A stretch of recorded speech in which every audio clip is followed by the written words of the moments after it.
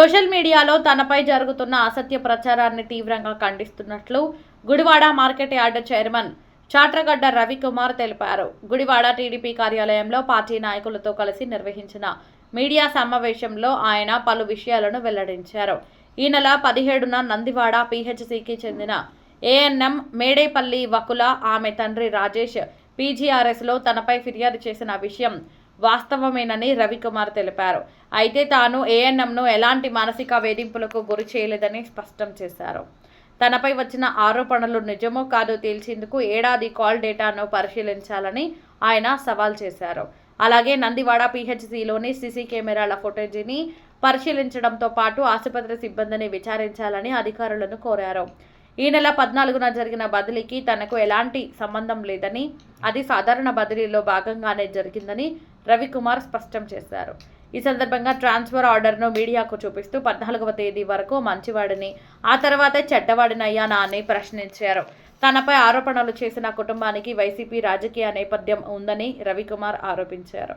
అయితే విచారణలో తన తప్పు ఉన్నట్లు తేలితే మార్కెట్ యార్డు చైర్మన్ పదవితో పాటు పార్టీ సభ్యత్వానికి కూడా రాజీనామా చేస్తానని ప్రకటించారు. తన పరువుకు భంగం కలిగించేలా అసత్య ప్రచారం చేసిన వారిపై చట్టపరమైన చర్యలు తీసుకుంటానని రవికుమార్ తెలిపారు. అందరికీ నమస్కారం. ఈరోజు నేను గుడివాడ మార్కెట్ యార్డ్ చైర్మన్, నా పేరు చాట్రగడ్డ రవికుమార్.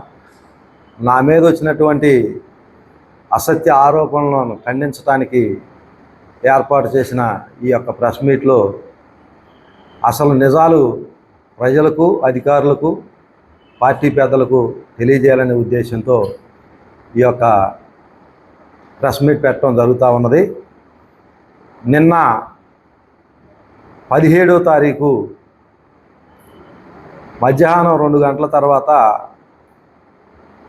నందివాడలో పనిచేస్తున్నటువంటి ఏఎన్ఎం వకుల ఆమె తండ్రి రాజేష్ గారు నాపై కొన్ని ఆరోపణలు చేస్తూ, అసత్య ఆరోపణలు చేస్తూ పీజీఆర్ఎస్లో కంప్లైంట్ ఇవ్వడం జరిగింది. దాన్ని పురస్కరించుకుని ఈరోజు ప్రజలకు నిజాలు తెలియజేయాలనే ఉద్దేశంతో మేము ప్రెస్ మీట్ పెట్టడం జరుగుతూ ఉన్నది. నేను మానసికంగా, మెంటల్గా వేధిస్తున్నానని చెప్పి వాళ్ళు ఆరోపించడం జరిగింది. నేను ఆమెను వేధించాలన్నా, ఆమెను ఏమన్నా చేయాలన్నా కనీసం ఆమెకి ఫోన్ చేసి ఉండాలి. నా ఫోన్ నెంబరు, ఆమె నెంబరు 1 సంవత్సర కాలం కాల్ డేటా తీసుకుని ఎంక్వైరీ చేయొచ్చు. నేను సంవత్సర కాలంలో నేను ఎప్పుడైనా కానీ ఆమెకు ఫోన్ చేసినట్టు ఆమె కాల్ డేటాలో వస్తే నేను ప్రభుత్వం వారు కానీ, పెద్దలు కానీ, ప్రజలు కానీ తీసుకునేటువంటి ఏ చర్యకైనా నేను సిద్ధంగా ఉన్నాను. ఇవాళ టెక్నాలజీ బాగా అభివృద్ధి చెందింది. గూగుల్ టేక్ ఓవర్ కానీ, సెల్ టవర్ లొకేషన్ కానీ, నేను ఆమెను పిలిచినట్టు కానీ, ఆమెతో మాట్లాడినట్టు కానీ ఏ విధమైనటువంటి ఆధారాలు ఉన్నా వాళ్ళు చూపించాలి. నేను అక్కడ ఉన్నటువంటి విహెచ్సి సెంటర్కి ఈ 2 సంవత్సరాల కాలంలో నాకు తనిఖీ చేసే అధికారం ఉన్నప్పటికీ కూడా నేను ఏ రోజు కూడా విజిట్ చేసిన సందర్భాలు లేవు. ఆ విహెచ్సి సెంటర్లో 5 వ్యక్తులు ఉద్యోగం చేస్తూ ఉన్నారు. 1 ఏఎన్ఎం, 2 ఎంఎల్హెచ్పి, ఇంకా 3 వ్యక్తులు ఆశా వర్కర్లు. 5లో కంప్లైంట్గా ఉన్న వ్యక్తిని మినహాయించి 4 వ్యక్తుల దగ్గర కూడా స్టేట్మెంట్ రికార్డ్ చేసుకోవచ్చు. నేను ఏ రోజైనా ఈ గవర్నమెంట్ మారిన 2 సంవత్సరాల కాలంలో విహెచ్సి సెంటర్ కానీ, ఆ పరిధిలోకి కానీ నేను ఎప్పుడైనా తనిఖీకి వెళ్ళినట్టు కానీ, విజిట్ చేసినట్టు కానీ మీకేమైనా ఆధారాలు ఉంటే ఖచ్చితంగా చూపించాలి. 3 ఈ ఆరోపణ చేసినటువంటి వ్యక్తి తొమ్మలపల్లి గ్రామానికి చెందినటువంటి వ్యక్తి. మా ఊరు నందివాడ గ్రామం. ఈమె నందివాడ గ్రామంలో సుమారు 6 నుంచి 7 సంవత్సరాలుగా పనిచేస్తూ ఉన్నది. నేటివ్ ప్లేసు, నేటివ్ మండలంలో అన్ని సంవత్సరాలు పనిచేయకూడదని గవర్నమెంట్ జీవో ఉంది. ఆ జీవోకు అనుగుణంగా 14వ తారీఖు ఆమెను ట్రాన్స్ఫర్ చేయటం జరిగింది. 14వ తారీఖు ట్రాన్స్ఫర్ చేయటం జరిగింది. ఆమె దీనికి సంబంధించి ఆమె ట్రాన్స్ఫర్కి నాకు ఏదో సంబంధం ఉంది, నన్ను కావాలనే ట్రాన్స్ఫర్ చేయించాడు అనేటువంటి దురుద్దేశంతో నాపై ఆరోపణలు చేస్తే సాక్షి దినపత్రిక మిగతా ఛానల్స్ వాళ్ళు నాపై అసత్య ఆరోపణలను ప్రచురించడం జరిగింది. 14వ తారీఖు వరకు ఏఎంసీ చైర్మన్ మంచివాడే.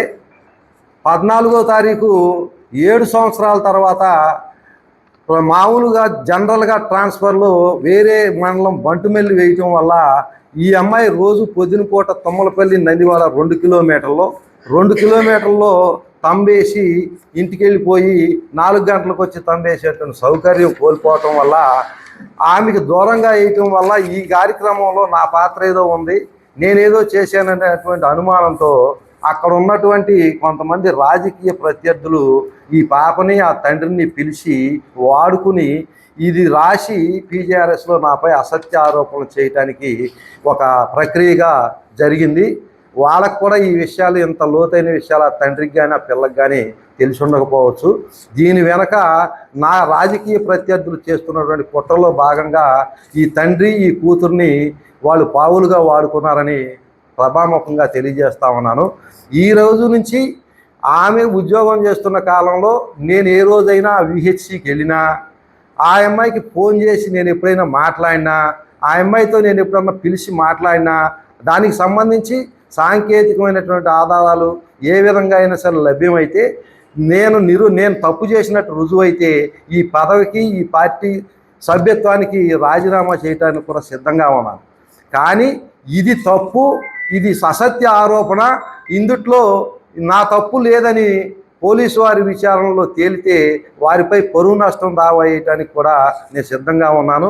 ఈరోజు ఈ విషయమై నిజానిజాలు నిగ్గు తేల్చి నా యొక్క పరువుకు ప్రతిష్టకు భంగం కలిగించినటువంటి వారిపై నిష్పక్షపాతంగా విచారణ జరిపి చర్యలు తీసుకోండి. నా వైపు తప్పు ఉంటే నా మీద చర్యలు తీసుకోండి, నా వైపు తప్పు లేకపోతే నా మీద ఆరోపణలు చేసిన వారిపై చర్యలు తీసుకోండి అని చెప్పి డిఎస్పీ గారిని కలిసి నేను కూడా ఒక మెమోరాండం కంప్లైంట్ రూపంలో ఇవ్వటం జరుగుతూ ఉన్నది.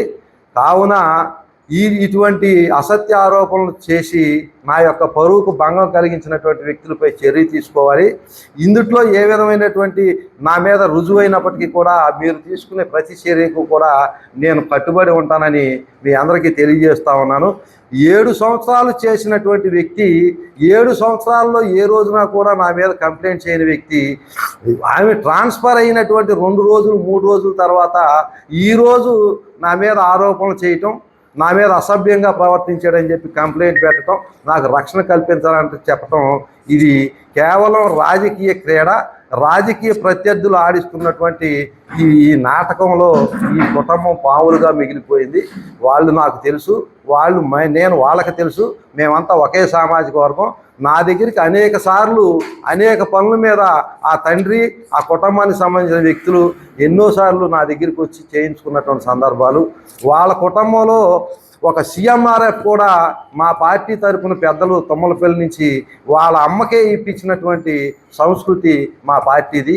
ఇవాళ వాళ్ళకి ఏదో ఇబ్బంది కలిగింది కాబట్టి గొడ్డ కాల్చి వాడి ముఖాన బూడిది జిమ్మితే వాడే కరుక్కుంటాడనేటువంటి సిద్ధాంతంతో వాళ్ళు ప్రవర్తిస్తున్నటువంటి తీరుకు నేను ఎంతో బాధపడుతూ, మీ యొక్క సమస్య ఏదన్నా ఉంటే మీకున్న సమస్యను పరిష్కరించే విధానం ఇది కాదండి, ఇలా కాకుండా ఇంకేదన్నా మార్గంలో మీరు వచ్చి ఏదైనా చేసుకుంటే బాగుండేది.